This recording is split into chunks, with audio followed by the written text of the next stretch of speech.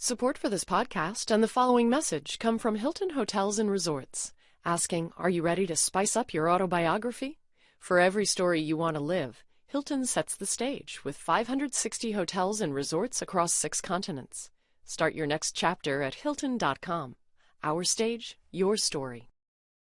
Hey, thanks for listening to Car Talk. Now, if you're looking for stuff to listen to that doesn't insult your intelligence, there's a great app for your phone. It's NPR One. It's got hand-curated artisanal suggestions to help you find the best from public radio and beyond, with podcasts and news. NPR One is ready when you are. That's NPR ONE on your app store.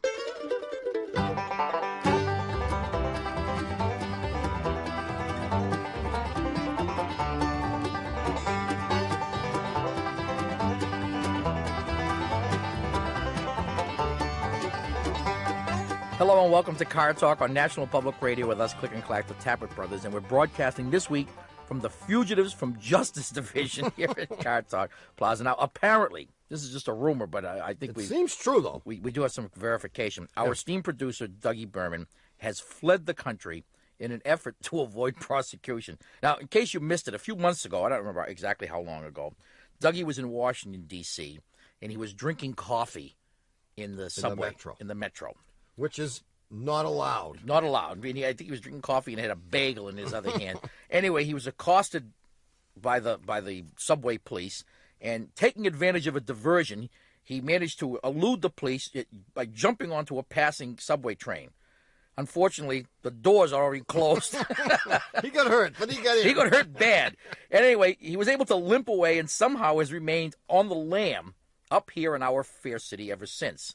And I guess he must have gotten word that the dragnet was closing in on him. Oh, Interpol was after him. I think so. I heard. I mean, someone came to my house and discussed it. Well, he has fled south of the border to sunny Mexico. I should have known something was up when he tried to sell me his pickup truck for $50. Come back, Dougie. All is forgiven. We're your friends. We'll help you. That reward money means nothing. We would never accept reward money. Hey, I got a good piece of mail here. Something that a lot of people don't understand is in this letter from Bonnie Nixon from Bath, Ohio. Yeah? As an art major, I worked my way through college. It isn't art. I said art. Art. No, you didn't. I didn't. No. As an art major. Yes, very good. As an art major, I worked my way through college, which means that car ownership was an unthinkable luxury at the time. Nevertheless, my kindly old landlord steered me toward his brother's 61 Comet, which in 1971 I bought for $75. My 61 Comet was a piece of junk, 4 ball tires, but it ran. And when it didn't run, I walked. I'd read up on spark plugs, alternators, or whatever, and then go about in the backyard and fix the car all by myself. I remember the year my family bought me a new battery for Christmas. What thought? How nice, huh? Yes. Now, here it is. Get this. The problem with my family is that they didn't understand the BHAM theory, B-H-A-M, the black hole of automotive metaphysics theory. Get this.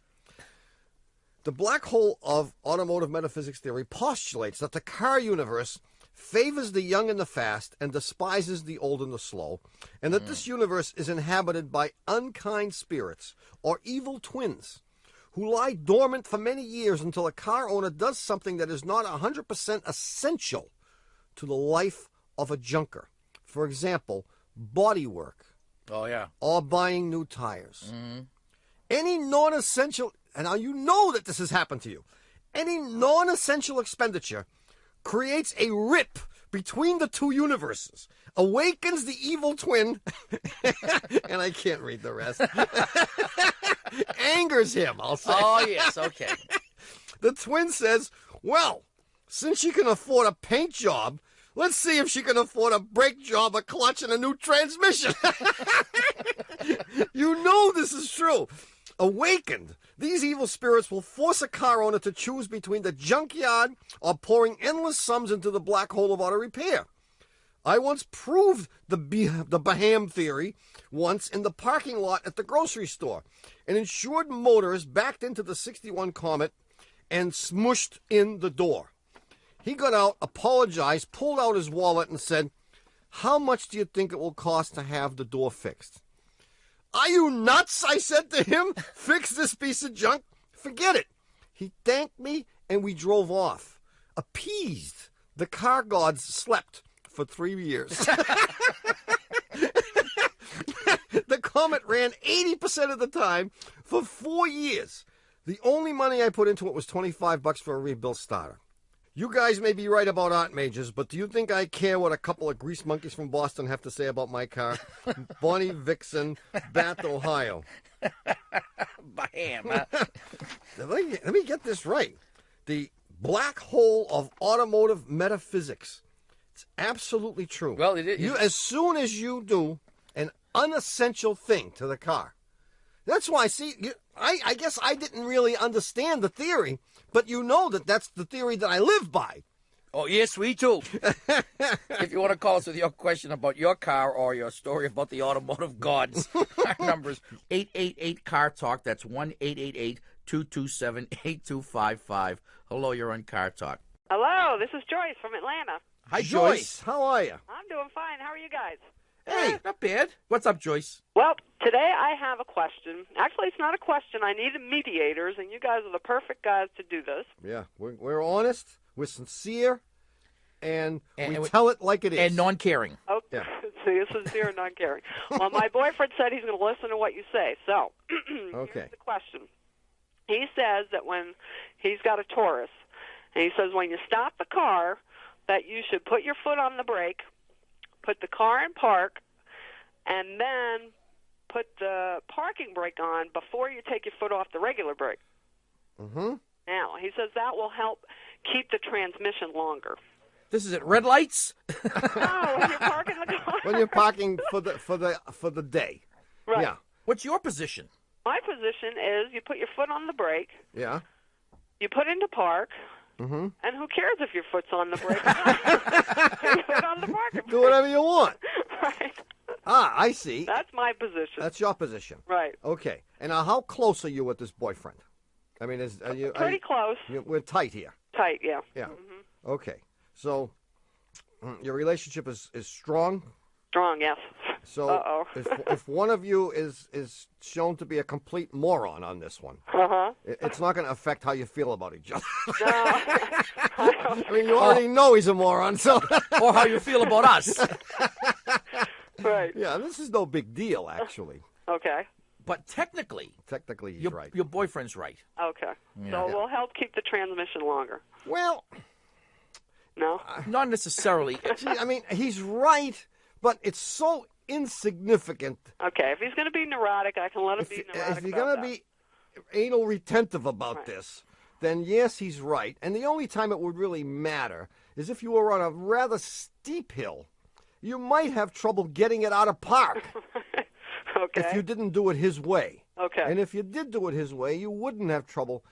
The reason is that you would be then using the transmission as sort of a backup as opposed to the primary means of holding the car from rolling. Okay. All right. Now, what do you think about this? Yeah. When the car's in the garage, the trunk has to be open because we've got to air out the trunk because when he was growing up in England, they had damp weather there. So it doesn't matter if it's raining here or not. We've got to keep the trunk open in This the car. guy is a screwball, Joyce. Get rid of him, will you? Come on, what's with you? Air it out, eh? You got to air it out, yeah. And has he already removed the light bulb that's in there so he doesn't Yes, he drain the has. battery? Sure, he's done that. Yes, he did. So in jolly old England, because it's so damp, you open up the trunk, Right. The boot. or the boot as we call it. Uh-huh. And you air it out at night, so Yeah. I don't know. I so- think you can safely tell him that's not really necessary here in this world. Okay.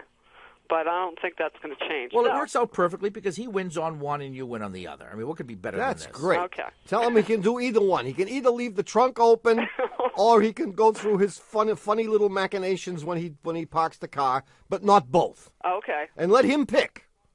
Let him do Oh, either that's- one, because neither one of them makes any difference to anything in the world. Okay. Well, that'll be a hard choice for him. But it does say something about this guy, And what's that? that he's a little bit. Strange.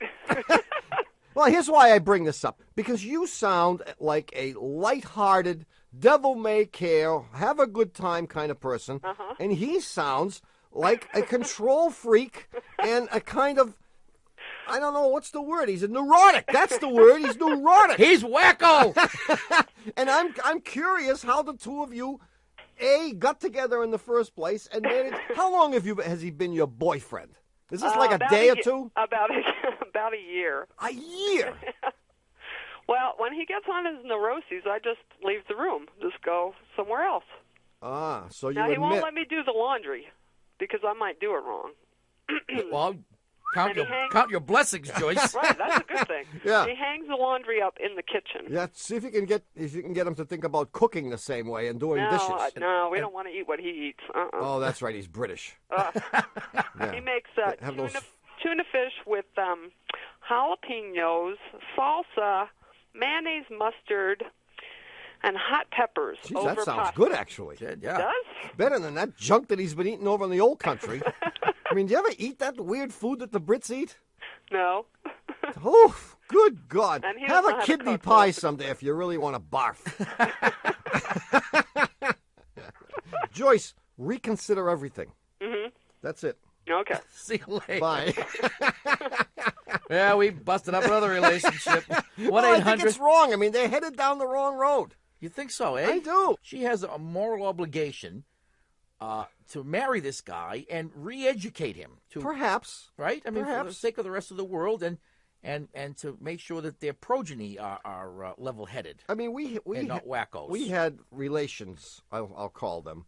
Her name was Louise, and his name was Vinny or Jimmy, depending on... We've discussed him before. I've discussed it once before. Depending upon local statutes. And their way of communicating was Louise would, "Hi, Louise," you'd say, "How are you?" And she'd say, "I'm fine. It's really been a wonderful day. I got up early this morning." And Jimmy would say, "Louise, you didn't get up that early." She said, "I got up at 7 o'clock. No, it was 7:15, Louise. She says, "Oh, and then I went to the supermarket." Louise, it wasn't a supermarket. It was just a small store. Everything she said, he disagreed, contradicted. Now, if this guy is doing this now and these people are in their 18s... But to be fair, everything he said was right. She contradicted, too, because she had to get into the act. Oh, of course. But Yeah. is that any way to live? Is it? I don't know. They lived to be in their 90s. By fighting all the time. Well, it gets your juices flowing. Keeps the blood pressure up where it's supposed to be. 280 over 170. 1-888-CAR-TALK or 1-888-227-8255. Hello, you're on Car Talk. Hi, this is John from Durham. John. Which Durham is that? Durham, North Carolina. North Carolina. Oh, yeah. So what's up, John? Recently, I was hearing a loud grinding sound from my brakes. Yeah. So I brought my Honda Accord into my local Honda guy. Mm-hmm. And he said, of course, it needs some brake work, which he did. And so I got the car back, and what was happening was when I applied the brakes and was going from decelerating from about 20 miles per hour, I would hear a bump, bump, bump, bump, bump, bump, bump, bump, bump. As I got slower, it would get slower. Yeah. So I assumed that they had done something wrong and that it was rubbing against something as the wheel was spinning. Mm-hmm. And So it's a ba-ba-ba-ba-ba. This a Latin rhythm? Ba-ba-ba-ba-ba-ba-ba-ba. yeah, I like it. Ba-ba-ba-ba-ba-ba. This is a West Side Story, wasn't it? In fact, What? I could even feel it in the brake pedal Wait, Yeah. this happened after they did the brake work. after they did the brake. Ah, okay. And it was so noticeable that friends in the car would say, What "Hey, the heck you know, is that?" What the heck? Who's that drummer there?" Yeah. So I brought it back, and they called me a couple hours later and said, "Hey, you know, we let Bubba take it for a spin, and there was no noise. There's nothing." And I said, "You know, that can't be." Could you actually hear over the air over the telephone the parenthetical "you moron"? I mean, they always try to make you feel like you're such a jerk. Absolutely. Yeah. That's exactly how I felt. And so I said, "Look, I'd like you guys to check again because I know there was this thing. Other people mentioned it." Did it happen to you every time you stepped on the brake? Yeah. I got you. Okay. So So then he said, okay, I'll take it out for a spin and try it. And then he called back and he said, still nothing. And then I went and picked up the car, and indeed there was nothing. So my question is, what could they have done originally that was so stupid and dumb that they were embarrassed to tell me what it was, and they actually lied to me? Because I know that there was something seriously wrong, you know. Yeah. That I Well, could even this feel it in is the brake pedal. a huge ethical question that confronts You're asking us to tell you mechanics this? of all kinds, Yeah. and it has since the beginning of time. Right. Yeah. I mean, they didn't charge me, you know, to look at it the second time. Is it better to admit complete incompetence and stupidity Yeah. in saying that they left a bolt off one of the calipers, which is probably what they did, Uh-huh.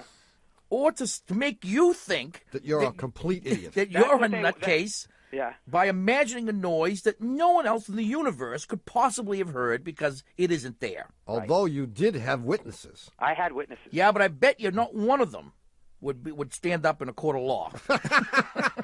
Is this standard ethical practice among mechanics? It is that what you're standard telling me? ethical practice among men No, I'll tell to you. never admit that you have actually made a mistake. If they had told you that they left a bolt loose, Right. number one, you would never go back there again course because not. they made a mistake on something as important as your brakes. Right. By doing what they did, they have planted a seed of doubt in your head. That's right. Oh, yeah. Soon, and you would never forget, first of all, if they had told you they left a bolt loose.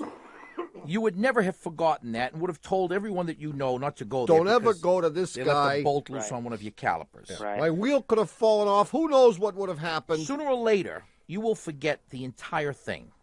And more importantly, you won't tell anybody Right. because there's nothing to tell. Is that what would cause the noise? It certainly Well, it could. certainly could. Sure. You could And have you'd feel it in the brake pedal like yeah, or pads that were installed incorrectly. Or maybe they only put 3 pads in instead of 4. I mean, who knows? Well, they could have left the wheel nuts loose. I mean, any number of things could cause the noise you had. Yeah. Right. Okay. I like the Latin rhythm, though. Ba-da-da-ba-ba-ba-ba-ba. Very good. It wasn't syncopated, but it definitely had a good beat to it. Well, don't go back there. Okay. Good luck, John. Thanks. Bye-bye. Bye-bye. All right, Tommy, it's time to find out if you remember last week's puzzler. And to do that, I have to probe the depths of your mind, the deep reaches of your synapses. Yeah. Go ahead. So hand me the rubber gloves and the gas mask. We're going to be back in just about a minute. What are these thoughts? Where are they coming from in parking lots? Hear the fluorescent lights humming off key. How can it be that there's no place to park? Weeping and driving. How am I supposed to feel? Somebody tell me what's wrong. And even though jurors everywhere beg to be sequestered whenever they hear us say it, this is NPR. Support for the Car Talk podcast comes from Simply Safe, award-winning home security that never locks you into a long-term contract. Simply Safe offers an arsenal of 17 wireless sensors and 24/7 professional monitoring for less than half of what other companies charge. There are no installation costs or hidden fees, so you can protect your home and family the smart way. Listeners to this podcast can get $200 off their Simply Safe security system at simplysafe.com/NPR. Hi, we're back. You're listening to Car Talk with us, Click and Clack, the Tappet Brothers, and we're here to talk about cars, car repair, and, of course, the answer to last week's puzzler. Yeah. A couple of weeks ago, Tommy and I took a trip up north to see the foliage, and while we were way up north there, we decided to visit our senior web lackey, Doug Mayer, who lives way up in the boondocks with his ice pick and his flock of sheep and all that. And while we were sitting around, he says, you know, guys, there's a road right near my house that runs directly north and south. We said, well, sure, that's no big deal. And he says, well, I can put my car on this road and point it north, drive a mile, and when I'm done, I'm a mile south of where I started. And we said, get out. Yeah. He says, I'll show you. And he does. And the question was very simply, how does he do it? Now, no.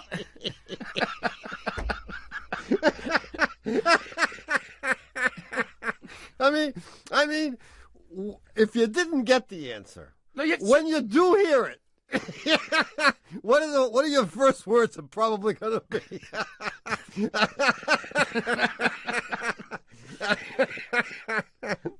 Well, I mean, I couldn't believe that was the answer, but evidently it is. Well, you know what? You know what's going to throw some people because they're living up north. Arctic and they Circle. start thinking about polar bears. And if you were in the North Pole, you could go any place and you'd be south of where you were. Exactly. But we know nobody lives at the North Pole, right? Especially Doug Mayer.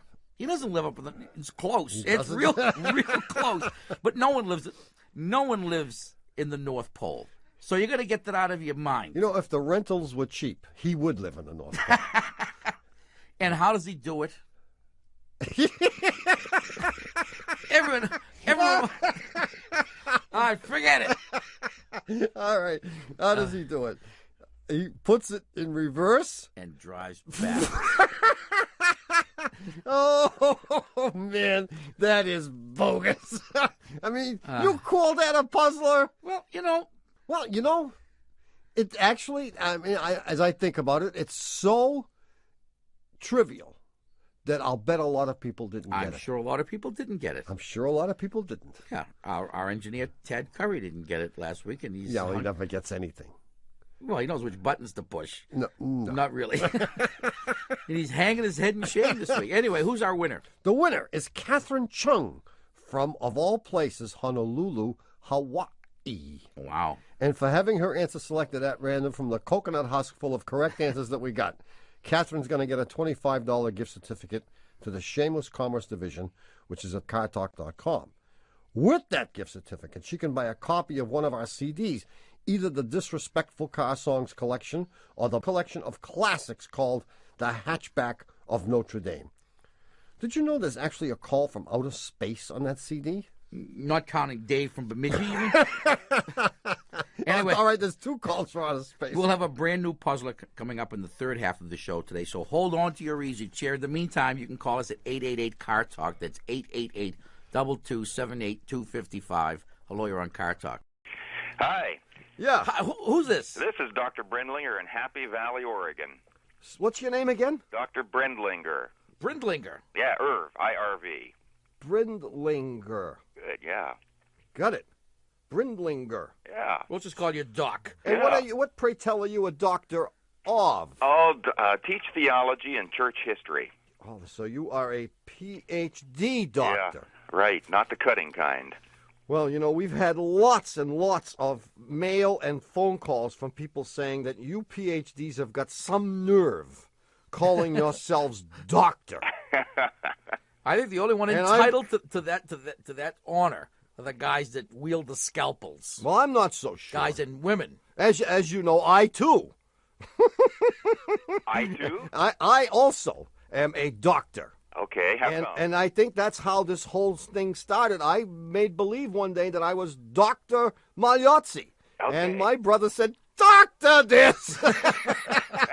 He said, you don't deserve that title because you can't cut someone open. That's good. He said, watch me.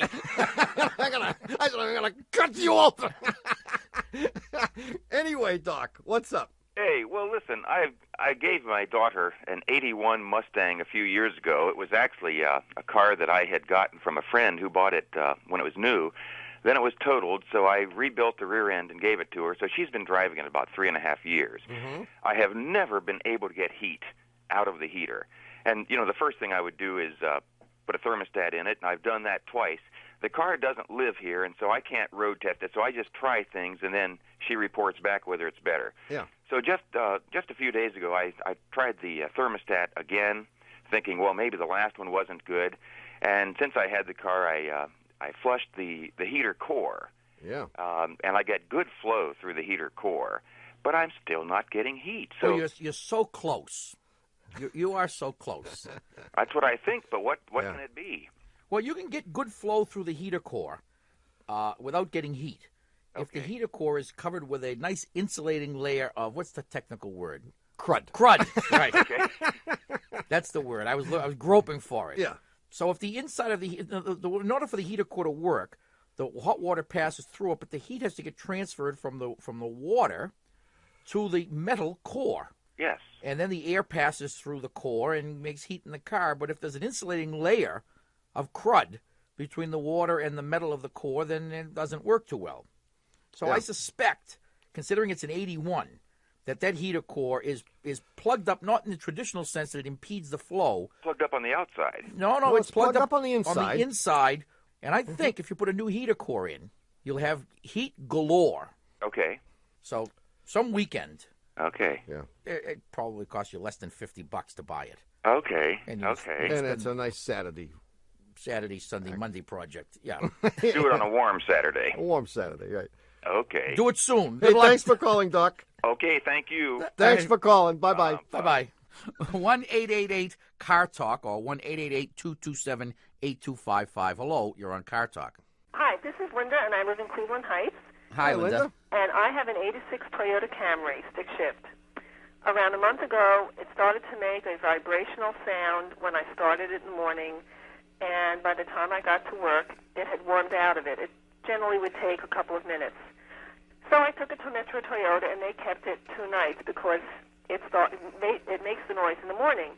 And I called and I said, well, what's happening? And they said, well, we hear the noise, and they couldn't figure out what it was. Finally, after the second day, they said they took the distributor cap off, put it back on again, and it didn't make the noise. Baloney. It made the noise. It continues to make the noise. And I've never had anything like this happen with the cars that I've driven where the people who supposedly should know it can't figure it out. We tape recorded the sound if you'd like to listen. Oh! We were just about to ask you if we could hear this sound. If there was any way we could hear this sound. Any way in the annals of technology, but Let's hear the noise. so far. You'll hear the car begin, and then the engine, you hear the engine, the noise stops, and then it continues again. So here goes. I love it. We're ready. Okay. You tell this is going to be high tech.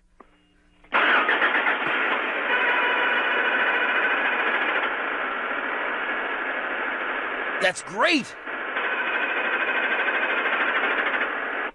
What the hell is that? Sounds like a machine I gun. don't know. It's driving me nuts. But the noise is a rat-a-tat-tat noise. It's like a... I heard it. I have no idea what it was, though. But it's a...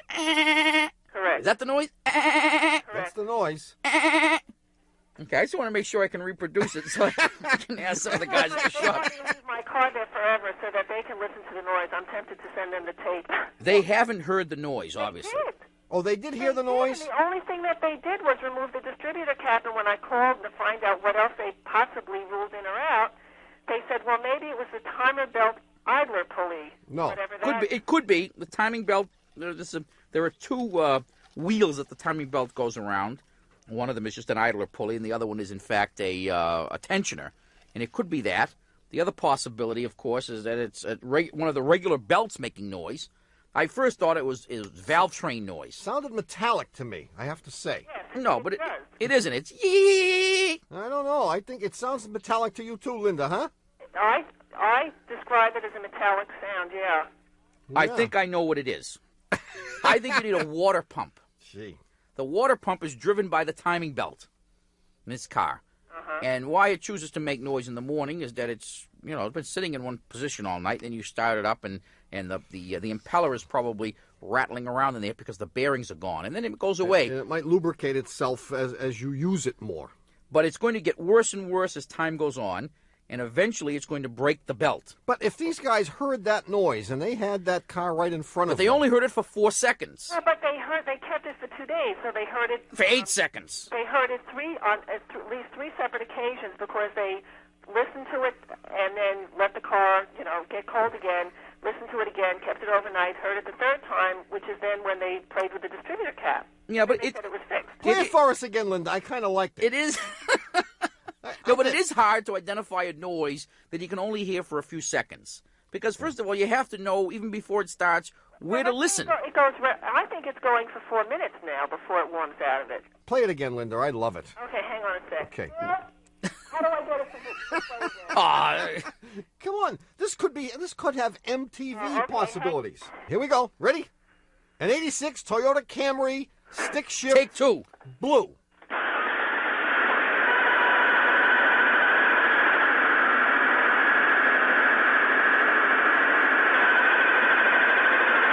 Actually, it's the second. It was the. I'm sorry it took so long to get you. No, that's good. Gee, that's wonderful. It was the noise over. The basic noise that you hear is the engine running. Correct. Yeah, no, I hear it. It's wonderful. And I still contend that it's the water pump. Wonderful. Good luck. Thanks enough. All right, Linda. Great talking to you. Bye That's bye. the kind of call we want. Why can't we get more calls like that? That's good. We get these people who don't have any idea my car's making a funny noise. Linda brings the data with her. And still we couldn't give her the answer. 1-888-CAR-TALK. That's 888-227-8255. Hello, you're on Car Talk. This is Mark Cather. Mark, Yeah, where you from? I'm calling from Fort Rucker, Alabama. Oh, so it's M-A-R-K. Right? Why would it be different? See? You don't even know why it would be different. See, if you were from, like, Beverly Hills, it would be M-A-R-Q-U-E.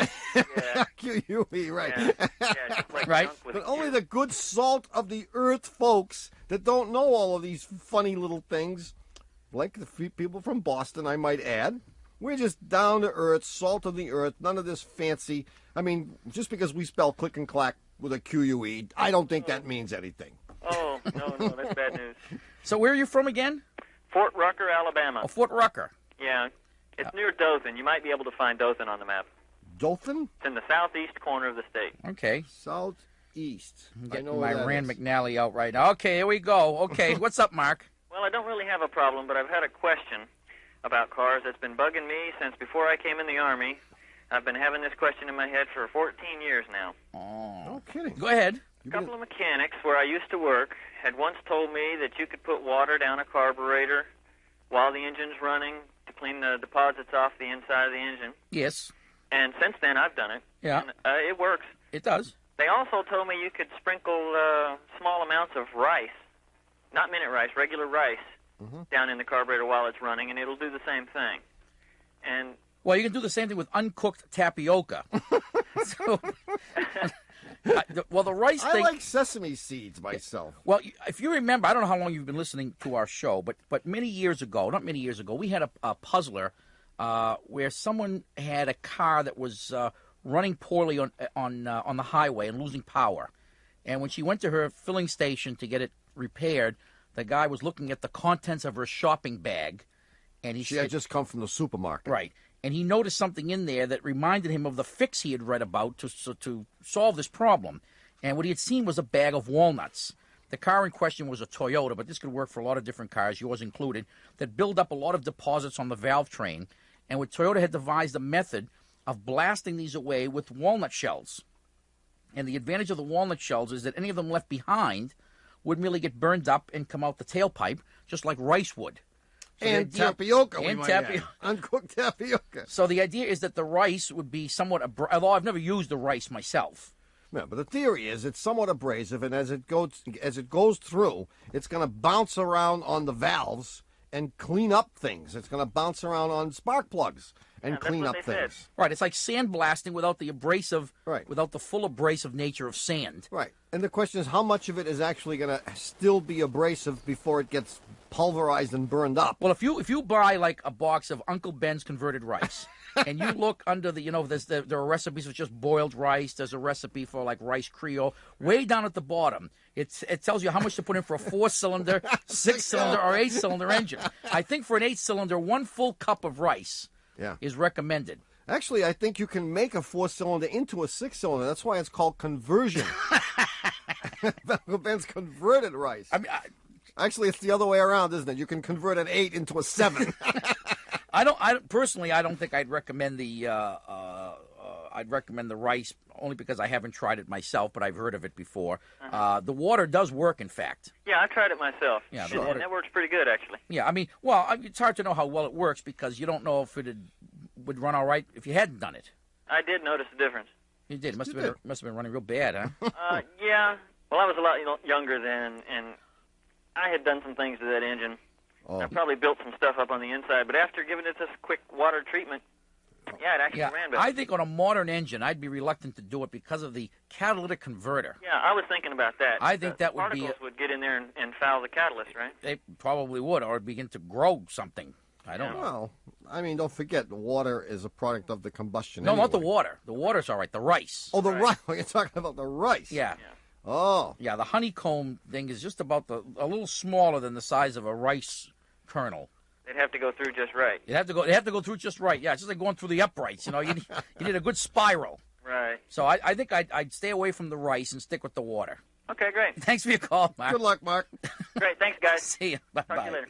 All right, look, it's time for us to take a quick pause and let our stations pass on some important information. Is the crux of that information, this show isn't our fault, folks? We tried to get rid of them. Oh, I'm sure it is, but when we come back, we'll have more of your car questions and a brand new puzzler. It's just kind of quasi-automotive, like last week's. So please stay tuned. We'll be back, Because reckless driving never gets you there, and through the rearview mirror, your life is becoming clear. Driving off alone makes it hard to take a stand, and no passengers will ride with you if you haven't got a plan. Well, it's such a long way, it's such a long way, until you're walking your own road. And even though Scott Simon's psychiatrist visualizes another wing on his beach house whenever he hears us say it, this is NPR. Hey, there's a new show at NPR, and it's a little different from what we've done before. It's called Radio Ambulante, and it's NPR's first podcast in Spanish. The show tells Latin American stories from the inside, such as punk rock in Cuba, stolen books in Colombia, and junk bonds in Puerto Rico. It's hosted by novelist Daniel Alarcón. Check it out on the NPR One app and at npr.org/podcasts. Ha! We're back. You're listening to Car Talk with us, Click and Clack, the Tappert Brothers, and we're here to discuss cars, car repair, and the new puzzler. I just have to say that we had to take a short break there so that my brother could figure out how to unclarify a few things with the new puzzler. Well, people think you just pop in here and you give us the puzzler.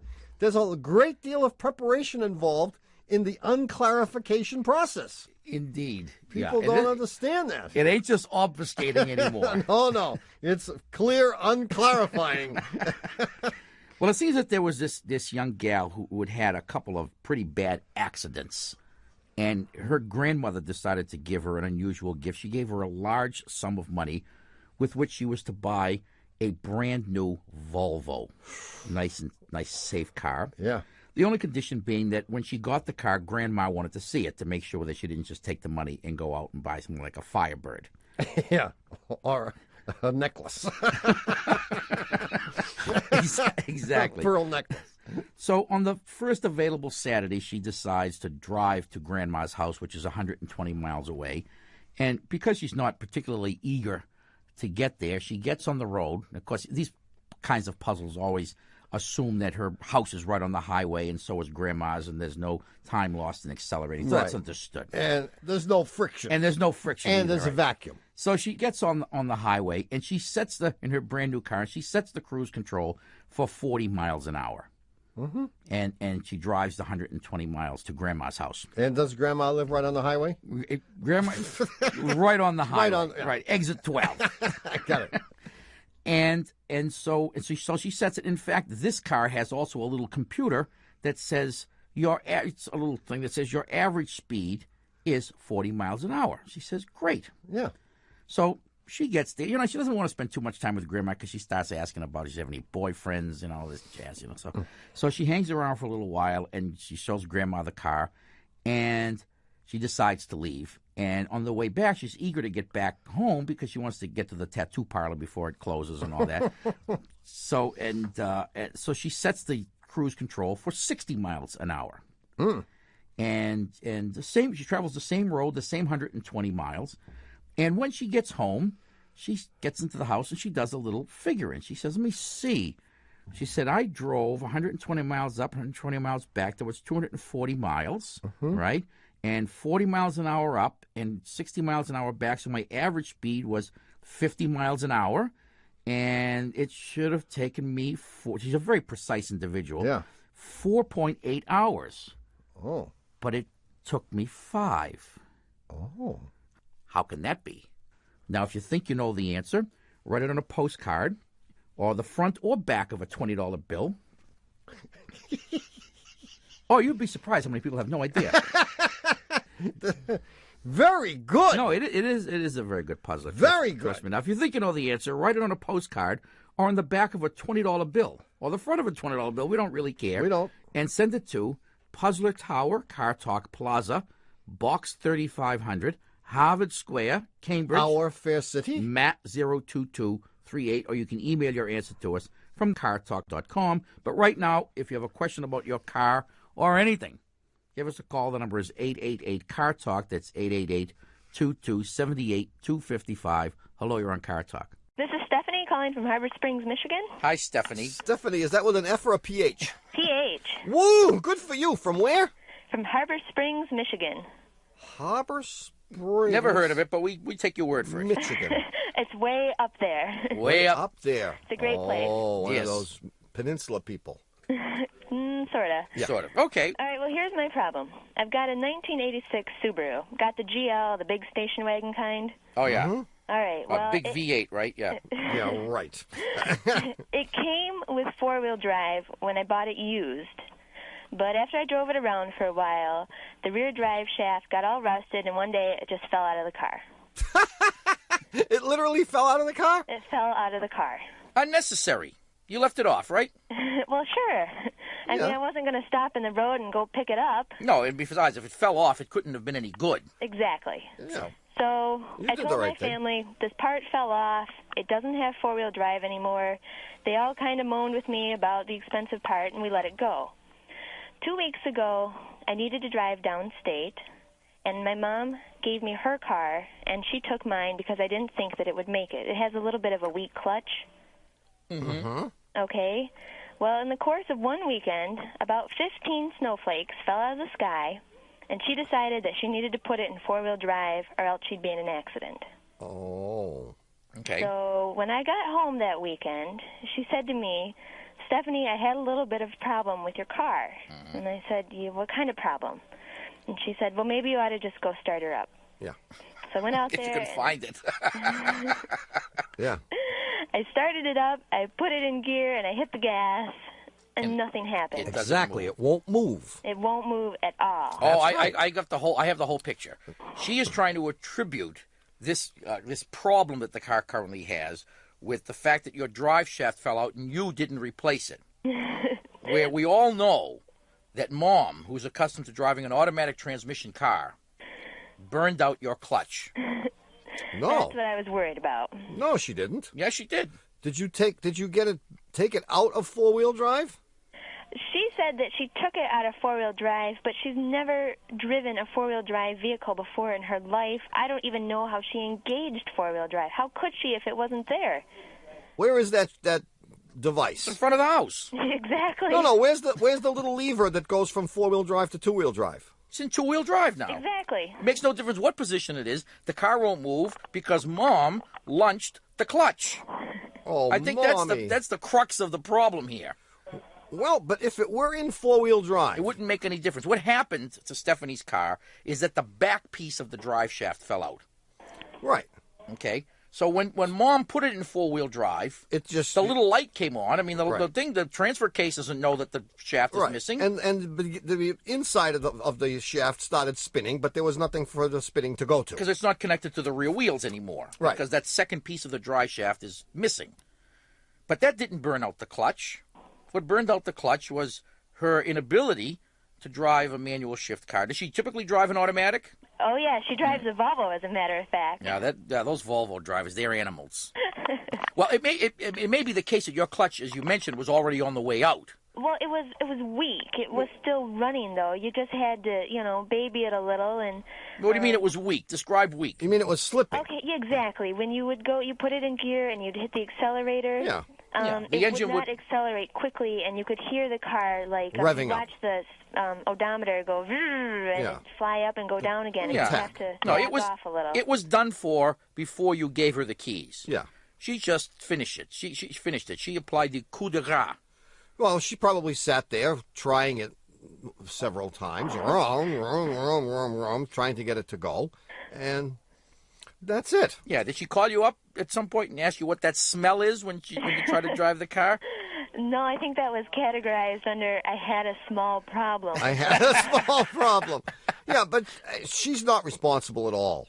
She's not responsible at all. I mean, she may have wait made a minute. Has she offered to kick in a little bit for the replacement of the clutch? No, and I've been told I'm looking at about $600. Oh, yeah. Do you mean that if we gave the appropriate answer, you might be able to actually convince her to kick in $300 of the $600? Well, all I know is that when I left the car there, it ran. And Yeah. when I got home, It didn't. It didn't. I mean, if we were to give the appropriate answer, even if it were wrong, would you think it was ethical to get Mom to kick in $300? I mean, we could easily say she lunched your clutch, and she clearly should pay the whole $600 because the thing was perfect when you left it. And because she'll protest. It ran, and she'll give you $3. Is that what you want? That's exactly You what I want. want. You want a letter from us? Sure, I'd Yeah. love one. That would be an outright lie. On the other hand, because I mean, you could compare this, for example, to someone who is in the last stages of life, a 105-year-old person with every single thing wrong with his body. Right, and he happens. And he happens to stay at your house for the weekend, and you push him dies. down a flight of stairs. No, he drops dead. Now, is his mother going to come and give you a hard time and say, you killed my little boy, my 105-year-old boy? No, the guy was dead practically when he got there, as was your clutch. It was a pure coincidence that it happened to happen when you went downstate. It had nothing to do with her putting it in four-wheel drive No. and driving it around. Nah. Boy. And even if it did. Even if it did, she's your mother, for Yeah. God's sakes. Yeah, and Come on. Christmas is coming, and don't you want a present? Fork over the $600. The clutch was lunched before you even gave her the car. Yeah. So we can't, in all good conscience, blame your mother in the slightest. No, as a matter of fact, she may have in fact done you a favor. Oh, no. Because had she not burned the clutch out, you might have been tempted to drive it that last time, and you might have gotten stuck far away from home, right, with a clutch that didn't work, and you Yeah. would have incurred a huge tow charge. Yeah, that's probably true. It's exactly true. There's absolutely no doubt in my mind about it. All right, to make amends, buy your mother some flowers and And thank her profusely for saving you from a horrible weekend. All right, well, thanks, you guys. See you, Thanks, Stephanie. Bye-bye. Hi. 888-CAR TALK. That's 888-227-8255. Hello, you're on Car Talk. Hi, fellas. This is Mike in Cedar Rapids, Iowa. Hi, Mike. How are you? Pretty good. Good. What's happening in Cedar Rapids? Well, they say winter's about here. Yeah, it's here too. No, it isn't. You know, it isn't here yet. Any minute. It's true. Any minute, winter will be here. But for the time being, it has been magnificent. It has been magnificent in the great Northeast. Unseasonably warm. Right, which is usually followed by weather that's unseasonably cold. Anyway, Mike, what can we do for you? Well, they tell us it snows just around the corner, and I have a problem with my snowblower. Yeah, I am an expert. What kind is it? Aaron's, Honda, you name it. I can fix any snowblower east of the Mississippi. Where are you from? Oops. What's wrong with it? I have a snapper snowblower with an electric start, and its problem is when it gets cold, it will not start or run. Oh. Does it, It does cranks. it crank? Oh, yes, with the electric start, it'll crank just as fast as if it was running, but it will not run on its own. You know? Oh, it won't run on its own at all. Not at all. In other words, the engine will turn over as long as you're applying the electric start motor to it, Right, but it won't fire up. right. But it runs in warm weather? Yes, Hate to break it to you, Mike. You have no compression. but it's a year old. You have plenty of compression. Plenty. No, you may not have compression. Jeez. Is there any oil in it? Oh, yes. It's a two-cycle. Well, let me tell you a little story. Does this story involve your wife? Involves my son. Oh. Last winter, because of all the snow we had, I decided I didn't want to go out every night, because it snowed like every night last winter, with my Sears and Roebuck behemoth snowblower. So I went out and I bought a new, wonderful little Toro a power snow shovel, a gasoline-powered snow shovel. And it's this thing that you can actually lift up and just throw into a big snowbank, and it'll just eat right through it. And it's a two-cycle engine. Is this a two-cycle engine? Yes. Mike Well- just said that. Are you having brain fever today? Huh? This is a two-cycle engine? Yes, it is. Well, anyway, entrusted it to my 12-year-old. I said, Andrew, whenever it snows, this is your job. And the thing was brand new, and it was filled up with the gasoline with the requisite mix of gas and oil. Well, he used it that first snowstorm while I was at work, and he used up all the gas. And he went and put gas in it that didn't have the oil in it from another can. And he ran the snowblower all day with this other gas in it. Ooh. This thing doesn't start for beans now. Start? I don't wonder it even moves. It's very difficult to start, and I have to take it in the house and leave it in the kitchen. And when I do that, it starts up, and then I take it outside. So that's what you have to do, Mike. But that's what the dealer told me. They said it had to go inside. Yeah. I mean, they'll start fine in August, but I don't have any snow in August. Well, you can start it in August and leave it running. Great minds, you know. My wife says it doesn't match the furniture. Well, what the hell kind of a snowblower is it that you have to bring inside to start up? It's kind of silly. Do I? No, I mean, not have it run. There's clearly something wrong with it. And what's wrong with it may be the same thing that's wrong with mine. Yeah, you fried it. I didn't fry it. Andrew fried it. Andrew fried it, but he did fry it. And you may have fried yours, Mike, by putting gasoline in there that did not have oil in it. Oh, no, I don't do that. Or the right amount of oil. But have you taken it back to complain? Yes, it's been to the dealer a couple of times. And they told me it was too cold for it to run. Oh, they're nuts. They're absolutely nuts. It's a snowblower. It should run in It's cold a snowblower.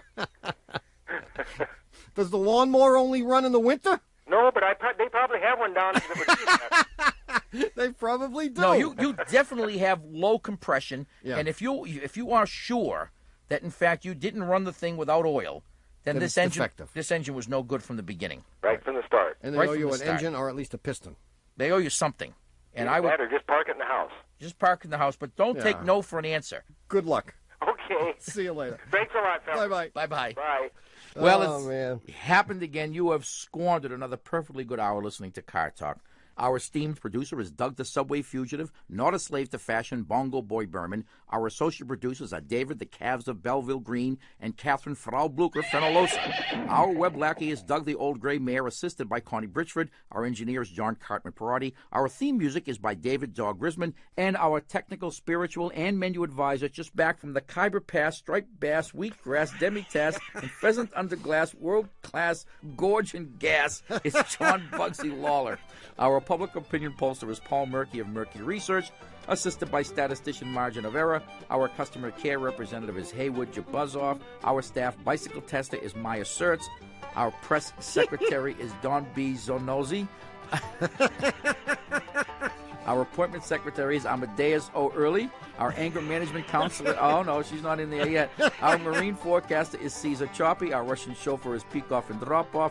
The Payne Diaz family has the week off. Yeah. But the head of our working mother support group is Erasmus B. Dragon. Our chief counsel from the law firm of Dewey, Cheatham and Howe is Ulysses Dewey, known to the migratory craftspeople, setting up holiday stalls in Harvard Square as Huey Louie Dewey.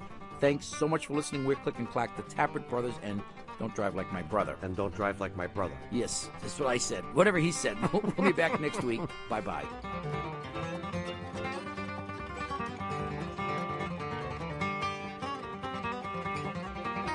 You can get a podcast of this show, which is number 1648, subscribe to our weekly podcast, and check out our Taste Challenge clothing and best of collections all over at cartalk.com. This week featuring a great way to ring out the old and ring in the new. Did NPR finally cancel us?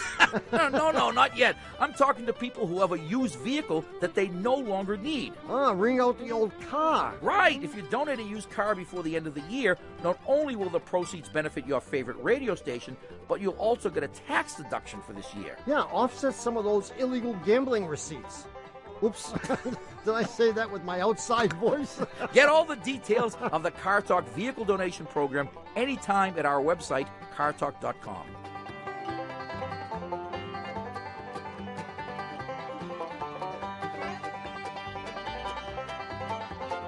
Car Talk is a production of Dewey, Cheatham and Howe and WBUR in Boston. And even though hearing aid salesmen are consumed by guilt whenever they hear us say it, this is NPR.